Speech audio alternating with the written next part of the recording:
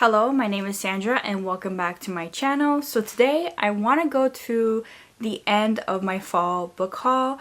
These are all the books that I collected during the fall time, and now that we're approaching winter, it just feels weird to delay any further. So I got a few books, maybe about 15-20 books to haul, and these are books that are mainly witches, vampires, dark academia, and mostly in the genre of like fantasy and horror, if you know what I mean. Anything that's like fall related I've included in this one, minus maybe one book that I really wanted to share so that I can start reading it. So without further ado, let's get into it. The first few books I got here are from a series. I have The Book of Life and The Shadow of Night by Deborah Harkness, and this is part of the All Souls trilogy. I read the first one, A Discovery of Witches, but I don't know where it is in my room, so I didn't feel like going and get it. But these books are really big. They're about 700 pages long, and they take time to get through, but they're so worth it because it's basically about a world where vampires and witches and demons exist, but they cannot really coexist, so they need to keep separate. Obviously in the first book we see what happens when a vampire and a witch get together, so that's not a spoiler, it's pretty well known. There's also a show that they made a few years back called also A Discovery of Witches, and I think they only have 3 seasons. And I think the book is up to 5 books right now, but I only have the first 3 books in this edition. So I'm looking forward to continuing on. I just had to take a break because the book is so dense, so I just wanted to absorb it. And if you like history, if you like vampires and witches, you're definitely gonna love this series. Then the next book that I got is The Fragile Threads of Power by V.E. Schwab. I love this cover that I found online. And this is part of the A Darker Shade of Magic trilogy. So since I'm starting that trilogy, I figured I'd get this one. I can't say anything else because I don't want to spoil it for myself or for you guys. But those were mainly the series that I got. Then we have also Our Violent Ends by Chloe Gong. This is the second book from These Violent Delights, and it's basically a retelling of Romeo and Juliet set in Shanghai. So I figured that since I want to start the first book, I might as well have the second book. I just really hate starting series and not having the second or third book ready to read, so I rather just get the whole series or like the first few books of a series before committing to a series, if that makes sense. I know it's risky, but so far I've never had a bad experience doing that, so yeah. Next book I got here is A Tempest of Sea by Hafsa Faisal. And this book, when it first came out, a lot of people were raving about it. So it says here, why save the world when you can have tea? On the streets of Right Roaring, Artie Casimir is a criminal mastermind and collector of secrets. Her prestigious tea room transforms into an illegal bloodhouse by night, catering to the vampires feared by society. But when her establishment is threatened, Artie is forced to strike an unlikely deal with an alluring adversary to save it, and she can't do the job alone. Calling on some of the city's most skilled outcasts, Artie hatches a plan to infiltrate the sinister glittering vampire society known as the Arterium. But not everyone in her ragtag crew is on her side, and as the truth behind the heist unfolds, Artie finds herself in the midst of a conspiracy that will threaten the world as she knows it. And that's why I had to get this book, because not only is it a heist, but it also deals with vampires, and I'm super intrigued by this one. And I think this is the first book in a series, but I could be wrong. The next 3 books are by the same author called Carola Lovering, and the reason why I picked up all of her books is because I read Tell Me Lies by her this year, and I absolutely loved it, was blown away. Then I also watched the first 2 seasons that they made of the series, and I loved it as well, and I love the parallels, so I had to go and look at what else she published. So we have this one, Too Good to Be True. And I like this one because it has to deal with OCD, and I deal with OCD. It says here, Sky Sterling is overjoyed when her boyfriend Burke Michaels proposes after a whirlwind courtship. Though Sky seems to have the world at her fingertips, she's smart, beautiful, and from a well-off family. She's also battling with crippling OCD ever since her mother's death when she was 11, and her romantic relationships have suffered as a result. But now Burke, handsome, older, and more emotionally mature than any man she's ever met before, says he wants her. forever. Except Burke isn't who he claims to be, and interspersed letters to his therapist reveal the truth. He's happily married and using Sky for his own deceptive ends. Insane, and I know I'm just gonna love it. I think she's my new psychological thriller favorite author, and I'm just gonna have to read these books to confirm that. The next one I have by her is by Baby, and I just love it. It's all like domestic and relationship based. Okay, it says here, every friendship has its shadows. On a brisk fall night in New York apartment, 35-year-old Billy West hears terrified screams. It's her lifelong best friend, Cassie Barnwell, one floor above, and she just realized her infant daughter is missing. Billy is shaken as she looks down into her own arms to see the baby, remembering with a jolt of fear that she is responsible for the kidnapping that has instantly shattered Cassie's world. Once fiercely bonded by their secrets, Cassie and Billy have drifted apart in adulthood, no longer the inseparable pair they used to be in their small Hudson Valley hometown. Cassie is married to a wealthy man, has recently become a mother, and is building a following as a lifestyle influencer. She's also desperate to leave her past behind, including Billy, who is single and childless, and no longer fits into Cassie's world.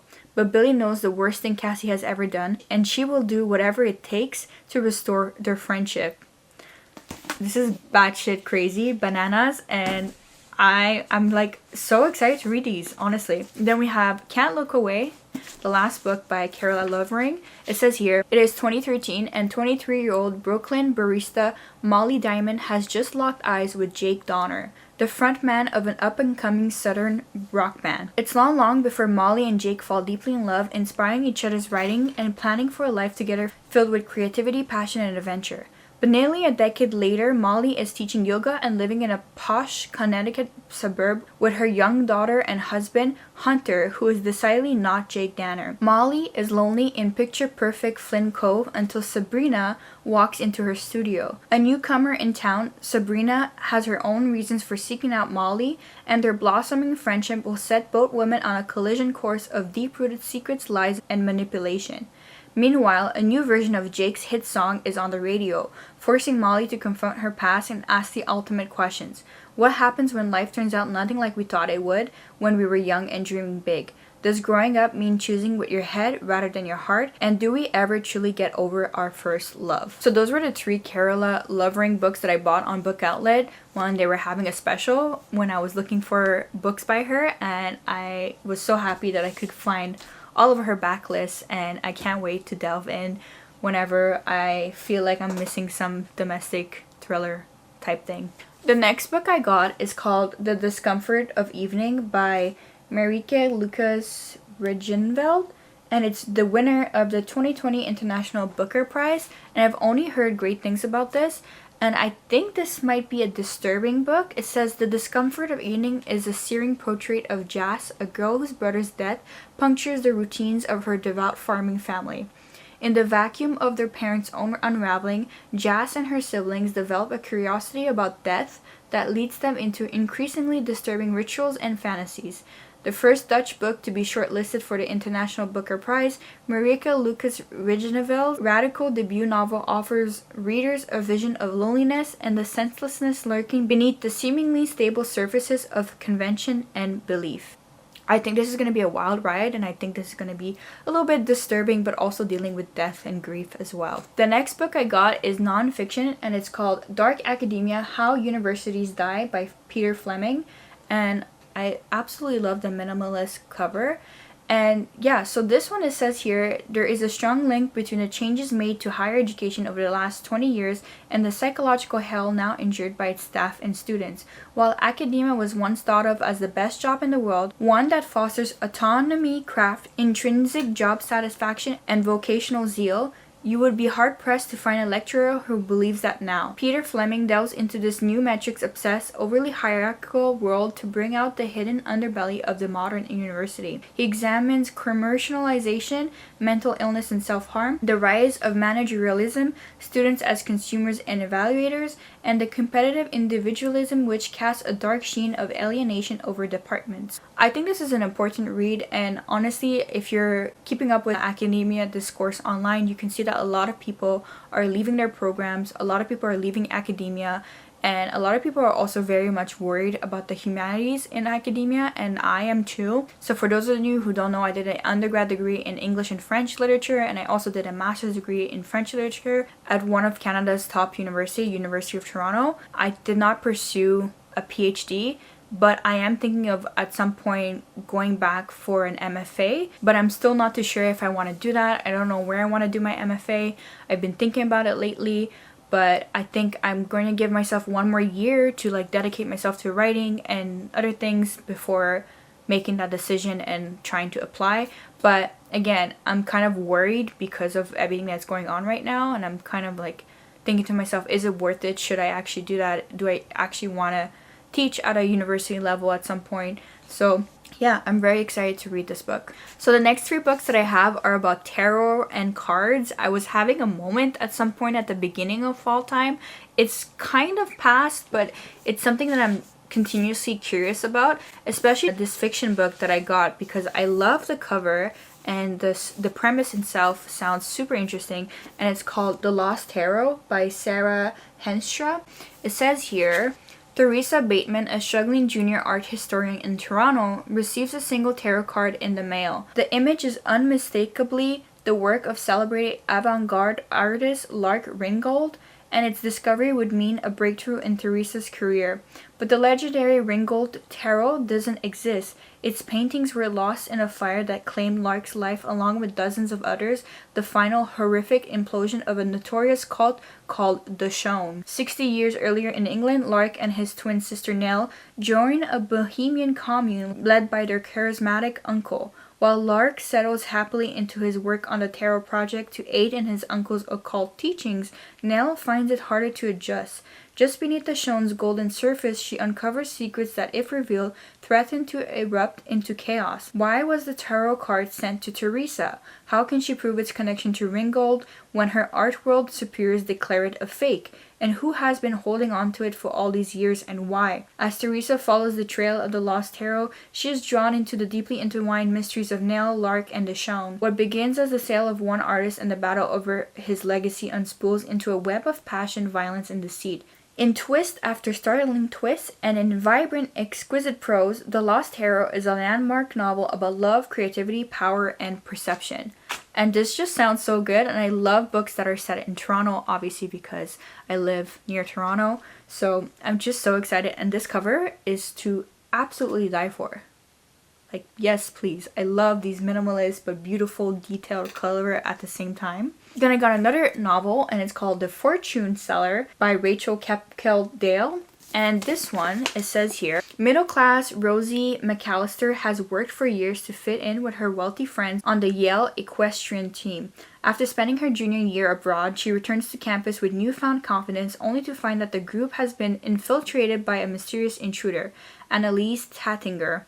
A talented tarot reader and a brilliant writer, the enigmatic Annalise is unlike anyone Rosie has ever met. But when one of their friends notices money disappearing from her bank account, Annalise's place in the circle is thrown into question.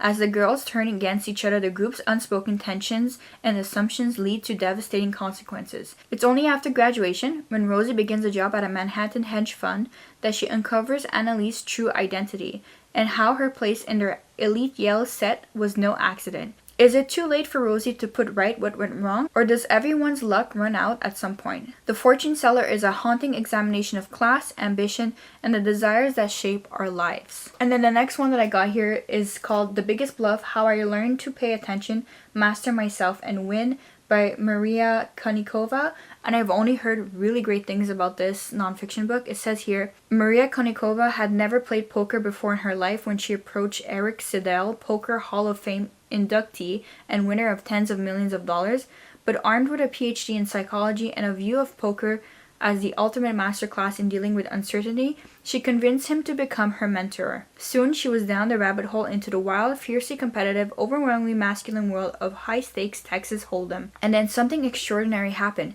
Konikova began to win. She ultimately earned hundreds of thousands of dollars, along with many invaluable epiphanies that apply to all of us. How to read not only our opponents but ourselves, the psychology of emotions and decision making, and most importantly, how to play through bad breaks until luck once again turns our way. I just really love the concept of this book, and this is just a fascinating thing for someone to have embarked on, and I hope I will learn certain lessons as well. And yeah, I think this is one of those nonfiction books that I know I'm going to devour. The next book I have here is The Collector by John Fowles. It says here, hailed as the first modern psychological thriller, The Collector is the internationally best-selling novel that catapulted John Fowles into the front rank of contemporary novelists. The story of a lonely clerk who collects butterflies and of the beautiful young art student who is his ultimate quarry remains unparalleled in its power to startle and mesmerize. So, really am excited to read this one. I heard that this was a classic and I am intrigued. I ordered a different version, but they sent me this book, which is unfortunate because the cover that I had initially ordered looked prettier. I'll insert it here. But it is what it is. The next book I got is Pumpkinheads by Rainbow Rowell. I have not heard of Rainbow Rowell in such a long time now, but I remember when this was released and I really wanted a copy of this. It says every autumn, all throughout high school, they've worked together at the world's best pumpkin patch. They say goodbye every Halloween, and then they're reunited every September 1st. But this Halloween is different. Josie and Deja are finally seniors. It's their last season at the patch, their last shift together, their last goodbye. And yeah, I don't know if I just said this, but this is a graphic novel and it just sounds amazing. I definitely missed my mark on reading this year, so I will be reading this next year. The next 3 books I got are by Silvia Moreno Garcia. The reason why I got all of her books is because I listened to her on the Right Minded podcast, and I just really loved the way she spoke about literature and her works and the gothic genre, so I definitely needed to pick up some of her books and finally read them because I have been hearing only good things about her in the last 2 years. So the first one I got here, I'm gonna go in the, I think, chronological order of when these were published. This is an older book by her. It's called Gods of Jade and Shadow. It says, the Mayan god of death sends a young woman on a harrowing, life-changing journey in this dark fairy tale inspired by Mexican folklore. So yeah, she's also the author of Mexican Gothic, so I think a lot of her characters and a lot of her settings are set in Mexico, which I definitely love, and I love that we are seeing Mexican Gothic more. So this is one of them. And then we have Silver Nitrate, and the reason why I got this one is because it has to do with movies. It says here, Montserrat has always been overlooked. She's a talented sound editor, but she's left out of the boys club running the film industry in the 90s in Mexico City, and she's all but invisible to her best friend Tristan, a charming, if faded soap opera star, though she's been in love with him since childhood. Then Tristan discovers that his new neighbor is the cult horror director Abel, and the legendary author claims that he can change their lives. Even if his tale of a Nazi occultist imbuing magic into highly volatile silver nitrate stock sounds like sheer fantasy. The magic film was never finished, which is why Irita swears his career vanished overnight. He is cursed. Now the director wants Montserrat and Tristan to help him shoot the missing scene and lift the curse, but Montserrat soon notices a dark presence following her, and Tristan begins seeing the ghost of his ex-girlfriend. As they work together to unravel the mystery of the film and the obscure occultist who once roamed their city, Montserrat and Tristan may find that sorcerers and magic are not only the stuff of movies. I love this already, and I cannot wait to read this when I'm going to be reading books about cults and movies, because that's something I'm really fascinated by. And the last book that I got by Silvia Moreno Garcia is The Daughter of Dr. Moreau. Carlota Moreau, a young woman growing up on a remote and luxuriant estate, safe from the conflict and strife of the Yucatan Peninsula, the only daughter of a researcher who is either a genius or a madman. Montgomery Lawton, a melancholic overseer with a tragic past and a propensity for alcohol, an outcast who assists Dr. Moreau with his experiments, which are financed by the Lizaldes, owners of magnificent haciendas and plentiful coffers. The hybrids, the fruit of the doctor's labor, destined to blindly obey their creator and remain in the shadows, a motley group of part human, part animal monstrosities. All of them live in a perfectly balanced and static world, which is jolted by the abrupt arrival of Eduardo Lizalde, the charming and careless son of Dr. Moreau's patron, who will unwittingly begin a dangerous chain reaction. For Moreau keeps his secrets, Carlota has questions. In the sweltering heat of the jungle, passions may ignite. The Daughter of Dr. Moreau is both a dazzling historical novel and a daring science fiction journey. I love the sound of that one, and like I said, it seems like Silvia Moreno Garcia writes a lot of gothic fiction and a lot of like kind of gothic retellings, and I'm so excited to start with her works. Then we have Alexis Henderson's House of Hunger, and I do believe this is another vampire book, and as I said, I'm writing a vampire novel, so I wanted to buy everything vampire related. It says here, wanted. Blood made of exceptional taste must have a keen proclivity for life's finer pleasures. Girls of weak will need not apply.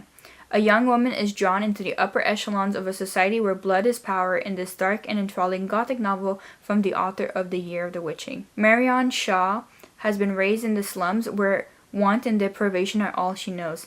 Despite longing to leave the city and its misery, she has no real hope for escape until the day she spots a peculiar listing in a newspaper seeking a blood maid. I love this and I hope that it's bloody, but I will report back once I read it. Then I got a book by Tegan Fisher, which I've only heard great things about, and it's called What Moves the Dead. And the reason why I picked this up is because it's a retelling of one of my favorite stories in the world, and it's a reimagining of Edgar Allan Poe's The Fall of the House of Usher. And I watched this show that they made on Netflix last year and I loved it. Obviously it has nothing to do with this book, but since then I've been craving more and more retellings of the story, and when I heard that this one was it, I definitely had to pick it up. And this is a very, very short read, so I'm sure to devour it at some point. The next book I got is a dark academia book. It's called An Education in Malice by S.T. Gibson. Last year I read another book by S.T. Gibson and it was called A Dowry of Blood, and it was basically a retelling of Dracula's wives and concubines, and it was fantastic, so I had to pick this one up. It says here, deep in the forgotten hills of Massachusetts stands St. Perpetua's Women's College. Isolated and ancient, it is not a place for timid girls. Here, secrets are currency, ambition is lifeblood, and strange ceremonies welcome students into the fold. On her first day of class, Laura Sheridan is thrust into an intense academic rivalry with the beautiful and enigmatic Carmilla. Together they are drawn into the confidence of their demanding poetry professor, De La Fontaine, who holds her own dark obsession with Carmilla. This sounds a little bit like a retelling of Carmilla, so I'm definitely bumping this book up on my reading list next. This next book I also had to pick up because it's another retelling, and it's called A Haunting on the Hill by Elizabeth Hand. And I absolutely loved The Haunting of Hill House. I just read it and I'm currently watching the Netflix adaptation. I know it's old, it's like from back in 2018, but it's so good and it's pretty much a reimagining. It's not the same story, and I think this is the same thing here. It says, Holly Sherwin has been a struggling playwright for years, but now after receiving a grant to develop her play Witching Night, she may finally be close to her big break. All she needs is time and space to bring her vision to life. When she stumbles across Hill House on a weekend getaway upstate, she is immediately taken in by the mansion, nearly hidden outside a remote village. It's enormous, old, and ever so eerie, the perfect place to develop and rehearse her play. Despite her own hesitations, Holly's girlfriend Nisa agrees to join Holly in renting the house for a month, and soon a troupe of actors, each with ghosts of their own, arrive. Yet as they settle in, the house's peculiarities are made known. Strange creatures stalk the grounds, disturbing sounds echo through the halls, and time itself seems to shift. All too soon, Holly and her friends find themselves at odds not just one another, but with the house itself. It seems that something has been waiting in Hill House all these years, and it no longer intends to walk alone. It's so funny how it takes jargon and like sentences from Hill House. I just know that I'm going to love this. The next book I picked up is called Night Crawling, a novel by Layla Motley. It says here, a dazzling novel about a young black woman who walks the streets of Oakland, a debut that announces a blazingly original voice. Kira and her brother Marcus are scraping by in an East Oakland apartment complex optimistically called the Regal High. Both have dropped out of high school, their family fractured by death and prison. But while Marcus clings to his dream of rap stardom, Kira hunts for work to pay their rent, which has more than doubled, and to keep the 9-year-old boy next door abandoned by his mother safe and fed. One night, what begins as a drunken misunderstanding with a stranger turns into the job Kira never imagined wanting but now desperately needs: night crawling. Her world breaks open even further when her name surfaces in an investigation that exposes her as a key witness in a massive scandal within the Oakland Police Department. Rich with raw beauty, electrifying intensity, and piercing vulnerability, Night Crawling marks the stunning arrival of a voice unlike any we have heard before. I'm very intrigued by this one because I still don't understand what night crawling is, and I'm sure that's done on purpose, but that's Night Crawling, and it was a Oprah's Book Club 2022. Then I have Holly Black's Book of Night. A lot of people loved this one and a lot of people hated it. I don't know why.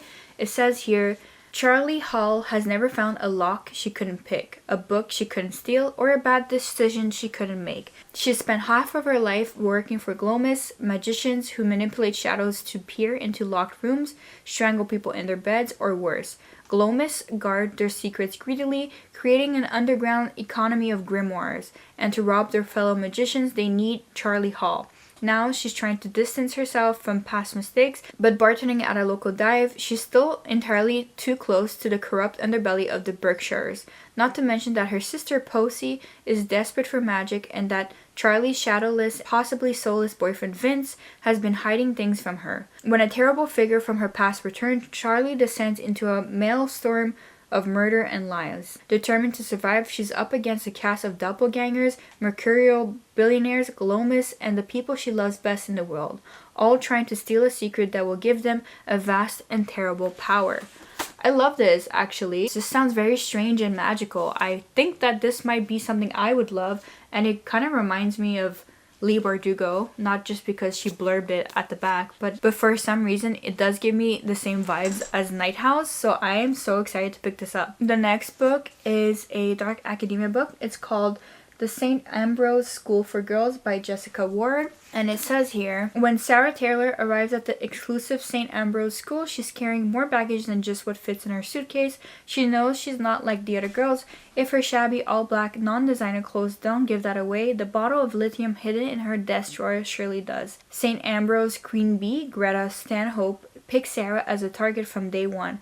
And the most popular, powerful, horrible girl at school is relentless in making sure Sarah knows what the pecking order is. Thankfully, Sarah makes allies out of her roommate, Ellen, a cigarette-puffing devil-may-care athlete who doesn't take crap from anybody, and Nick, her devastatingly handsome RA, who is the object of more than one St. Ambrose student's fantasies. With Ellen Strauss and Nick on her side, Sarah hopes she can make it through the semester, dealing not only with her bipolar diagnosis and new life at school, but Greta's increasingly malicious pranks. Sarah is determined not to give Greta the satisfaction of breaking her, but when scandal unfolds and someone ends up dead, her world threatens to unravel in ways she never could have imagined. I love dark academia so much. Like, I will never stop loving dark academia. That's why I'm collecting every dark academia book that's ever been written. And this one sounds original because people say that it's Mean Girls meets We Were Liars, and then they say it's Headers, like the movie, meets The Secret History. So I think this is going to be a fun read. I've read this next book and I've talked about it on my channel, so I won't go through it again,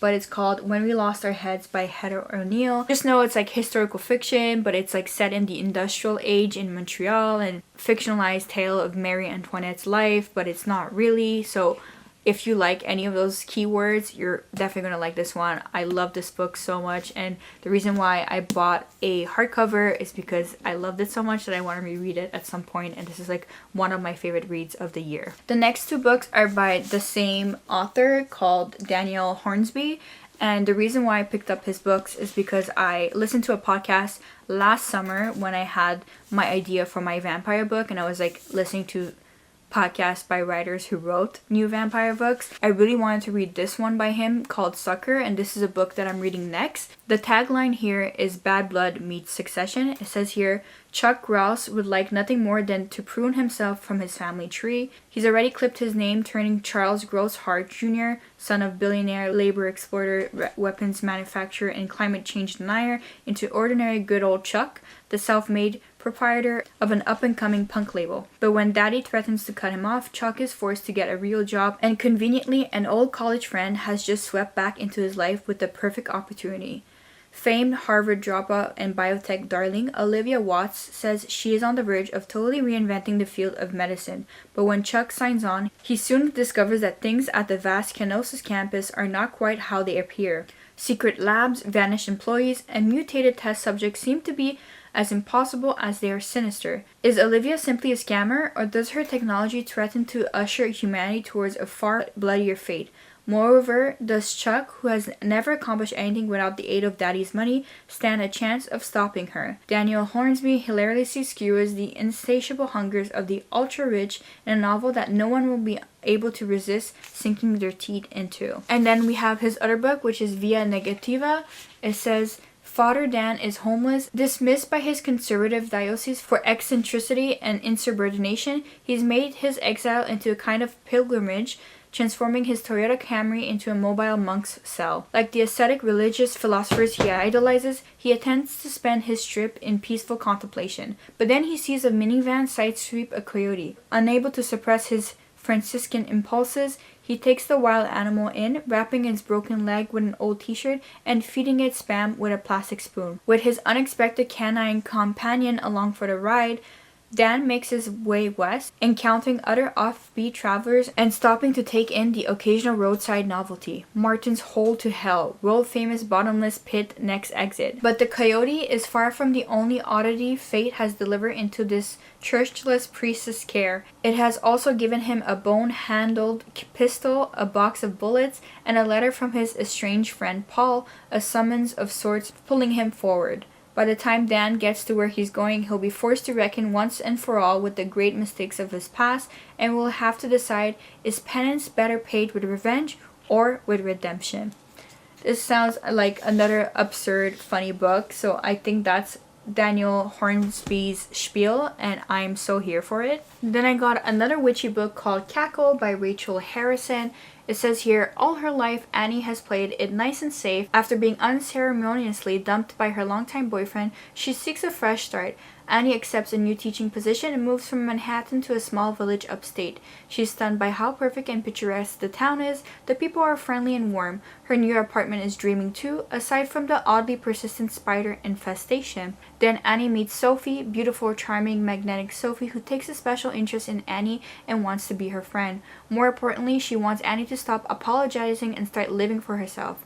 That's how she lives. Annie can't help but gravitate towards the self-possessed Sophie and begins to spend more and more time with her, despite the fact that the rest of the townsfolk seem a little afraid of her. And like, okay, there are some things. Sophie's appearance is uncanny and ageless. Her mansion in the middle of the woods feels a bit unearthly, and she does seem to wield a certain power, but she couldn't be, could she? This just sounds like such a fun, witchy, not witchy book, and I'm definitely looking forward to read this. The next book I got is a book by Grady Hendrix. It's called How to Sell a Haunted House. Was it recently? No, it was last year. I read his other book, which was, what was it? It was the vampire one, obviously. It was called, I don't remember what it was called. I'll insert an image once I find what the book was called. But I really loved that book. I decided I want to read more by Grady Hendrix. This one says, when Louise finds out that her parents have died, she dreads going home. She doesn't want to leave her daughter with her ex and fly to Charleston. She doesn't want to deal with her family home, stuffed to the rafters with the remnants of her father's academic career and her mother's lifelong obsession with puppets and dolls. She doesn't want to learn how to live without the two people who knew and loved her best in the world. Most of all, she doesn't want to deal with her brother Mark, who never left her hometown, gets fired from one job after another, and resents her success. Unfortunately, she'll need to help him to get the house ready for sale, because it'll take more than some new paint on the walls and clearing out a lifetime of memories to get this place on the market.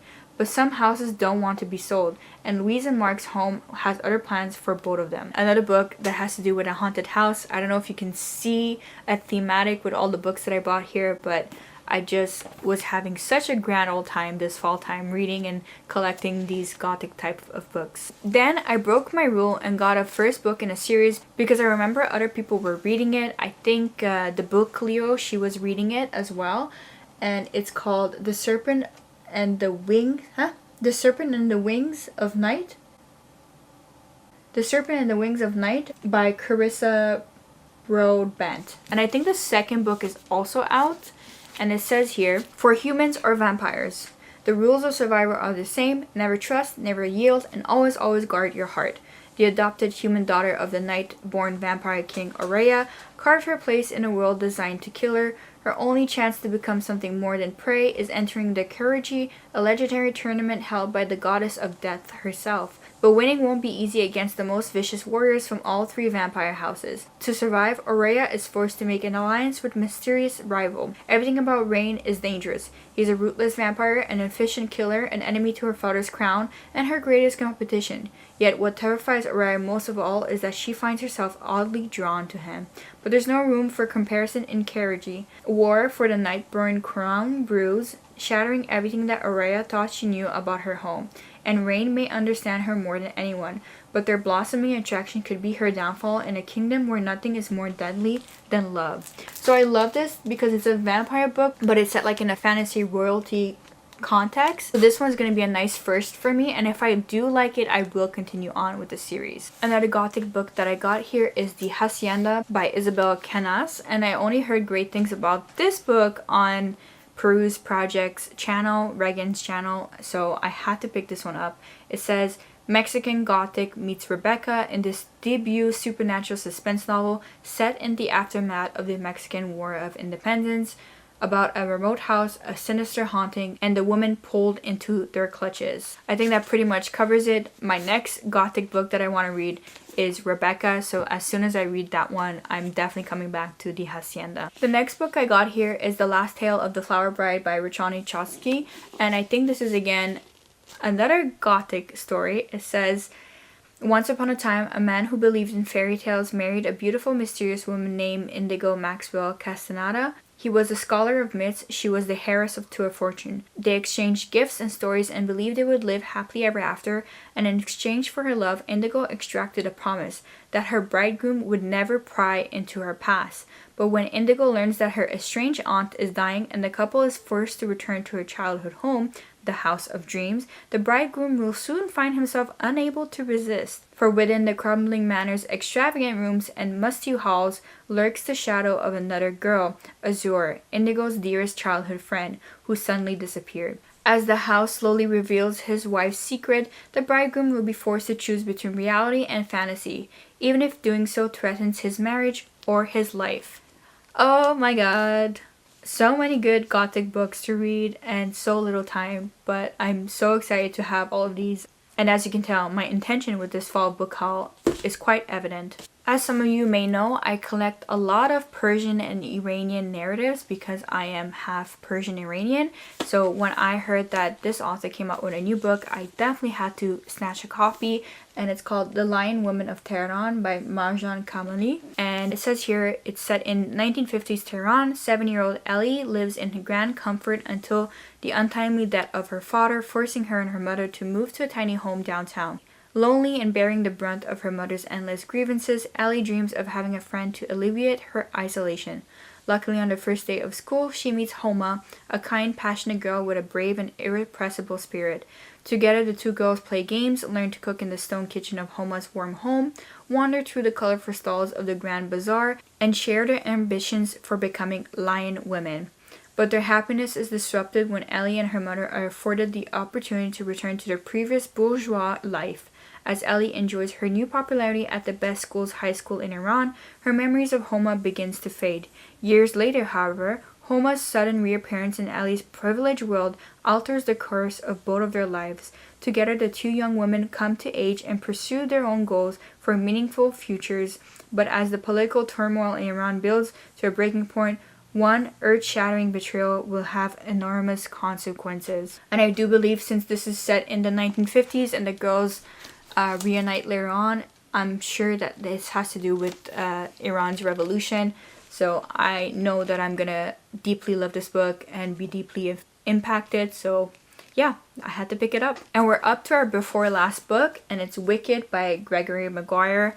And yes, I got the movie cover. I don't mind it. It's actually kind of cute. So here's the blurb of Wicked, and I know that it's the first book in a 4-book series, so I am ready to continue on if I love the book. It says, years before Dorothy and her dog crash land, another little girl makes her presence known in Oz. This girl, Alphaba, is born with emerald green skin, no easy burden in a land as mean and poor as Oz, where superstition and magic are not strong enough to explain or overcome the natural disasters of flood and famine. Still, Elphaba is smart, and not long after entering Shiz University, she becomes a member of a charmed circle of Oz's most promising young citizens.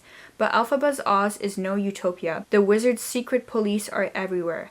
Animals, those creatures with voices, souls, and minds, are threatened with exile. Young Elphaba, green and wild and misunderstood, is determined to protect the animals, even if that means combating the mysterious wizard, even if that means risking her single chance at romance. Ever wiser in guilt and sorrow, she can find herself grateful when the world declares her a witch, and she can even make herself glad for that young girl from Kansas. I think this is going to be a fantastic read, and I cannot wait to go watch the movie afterwards, so definitely I will be filming a reading vlog for this book. The last book that I have here is completely different from anything I have shown in this haul, and it's Margaret Atwood's collection of new and selected poems from 1961 to 2023 called Paper Boats. I recently read her collection of poems called Dearly and loved it, and when I heard that this book was coming out, I had to pre-order it. And the reason why I chose to show this in this book haul is because not only has this been released in the fall time, but I feel like a lot of her poems deal with natural elements, much like Mary Oliver poems and essays, so I just thought that this was fitting to show this here. So that was it. That was my quite very long and expansive fall book haul, mostly to do with gothic retellings and gothic books, vampire books, and witchy books. And I'm not complaining, because when you think of fall, you think of witches, vampires, and demons for sure, and you also think of gothic, haunted houses, retellings, vampire, Carmilla, Dracula, all these little things, and that's why I wanted to film this haul. Obviously there's a little bit of dark academia as well. Let me know if you've read any of these books, or if you've picked them up, or if you found some of these books to be interesting. I would love to know your thoughts. Obviously don't share any spoilers down below. For now, I'm gonna go and start on reading some of these books before we really do go and enter on the winter months. I hope you enjoyed watching this fall book haul, and I will see you on the next bookish video. Bye!